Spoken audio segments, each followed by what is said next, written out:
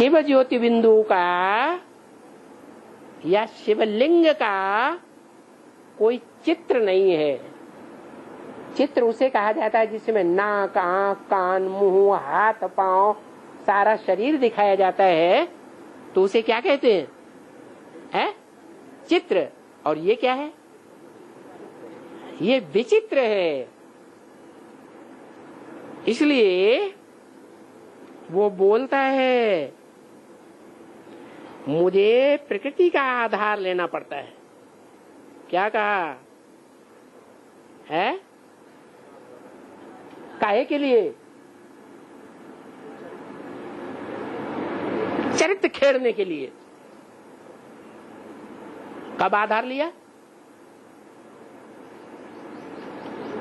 अरे चरित्र खेड़ने के लिए, एवर प्योर का चरित्र खेड़ने के लिए, दिखाने के लिए कौन से तन का आधार लिया? प्रजापिता का आधार लिया। प्रजापिता अकेला चरित्र दिखाएगा एवर प्योर पने का? अभी तो बताया पुरुष को स्त्री चाहिए कि नहीं चाहिए पवित्र पार्ट बजाने के लिए? है चाहिए। तो मुझे प्रकृति का आधार लेना पड़ता है। और प्रकृति कौन है ये भी अभी बता दिया। कौन? हाँ, तो जगदम्बा का आधार लेता हूँ। कौन? साकार या निराकार? साकार आधार लेता है। क्या करने के लिए? चरित्र दिखाने के लिए। क्या चरित्र दिखाने के लिए?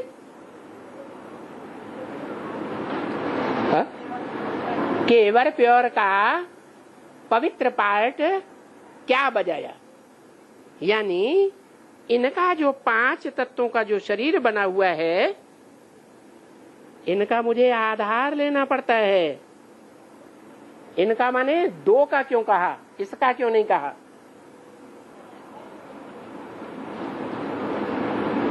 अरे है आधार 1 का लिया या 2 का लिया? इनका मुझे आधार लेना पड़ता है। जिनका आधार लेना पड़ता है वो 2 है या 1 है? 2 कौन कौन? राम वाली आत्मा और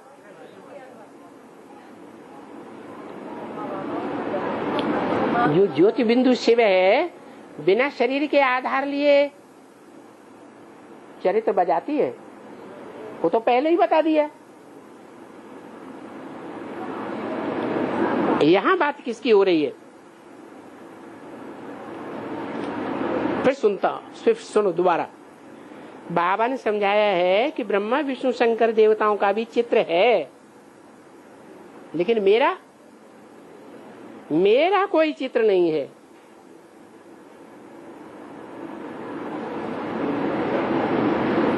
इसलिए वो बोलता है। कौन बोलता है?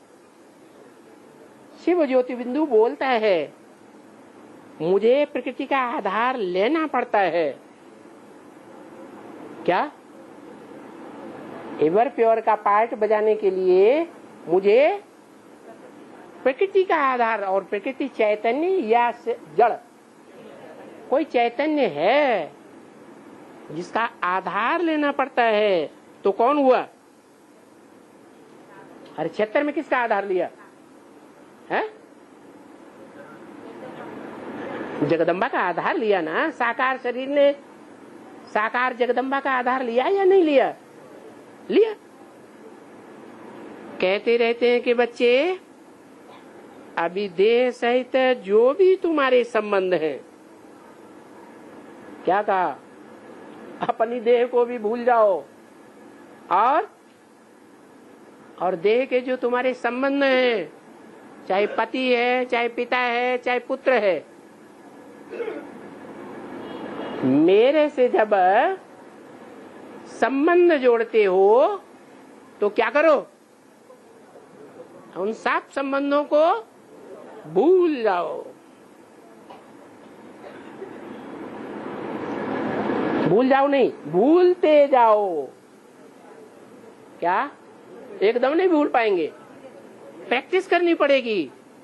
इसलिए उन सब संबंधों को भूलते जाओ, क्योंकि ये तुम्हारी देह पुरानी है ना।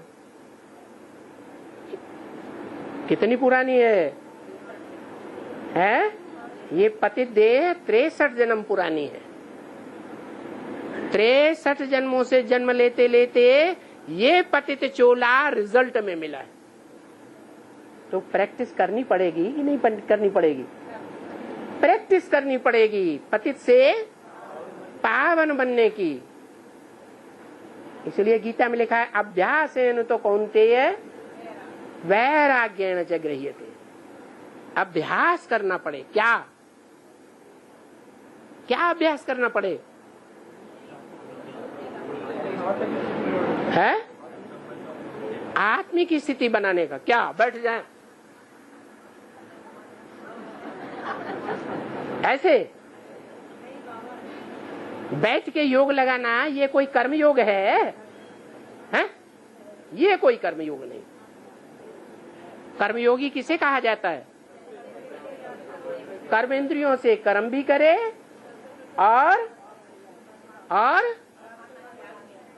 और याद भी रहे। बीच बीच में याद टूटने वाली न हो, पक्की पक्की याद रहे, तब कहेंगे कर्मयोगी। कर्मयोगी कर्मयोगी माने है कर्म काय से करते? बालों से? मूछों से? अरे कर्म काय से करते है? कर्मेंद्रियों से। कर्मेंद्रियों में मुख्य कर्मेंद्रियां कौन सी है जो कंट्रोल से बाहर ही हो जाती है? कामेंद्रिय। जह्येनम पापमानम, ये बड़े से बड़ा पापी है। कौन? महाशत्रु है। क्या? काम महाशत्रु। ये काम महाशत्रु जो कामेंद्रिय के द्वारा महापाप कराता है, खून खार कराए देता है, पता ही नहीं चलता खून खार हो गया। न करने वाले को न सहन करने वाले को। ऐसा ये जो पापी है, इसको तू जीत ले। कौन सी कर्मेंद्रियों को जीत? काम जीते जगत जीत। जिसने काम विकार को नहीं जीता वो जगत को नहीं जीत सकता। और जगत को जीतने वाले नंबरवार होंगे कि एक ही होगा? नंबरवार भी होंगे। 108 की माला बनी हुई है जिन्होंने ये प्रैक्टिस की है। क्या क्या प्रैक्टिस है? काम विकार को कामेंद्रिय से जीतने की। लेकिन कायदे अनुसार या बेकायदे अनुसार है? कायदा क्या और बेकायदा क्या है? बहुत से ऐसे होते हैं चोरी चकारी कर लेते हैं, लंपट होते हैं ना। है? अरे वैश्याएं और लंपट होते हैं कि नहीं? वो चोरी चकारी करते हैं या शादी करते हैं? है? वो चोरी चकारी करते हैं। ऐसे चोरी चकारी करके कामेंद्रियों पर विजय नहीं होगी।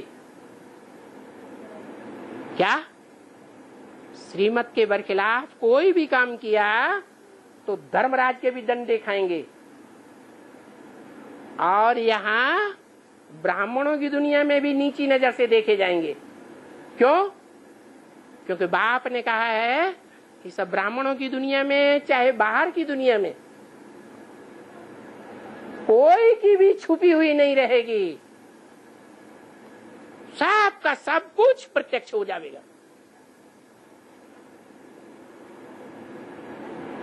ओम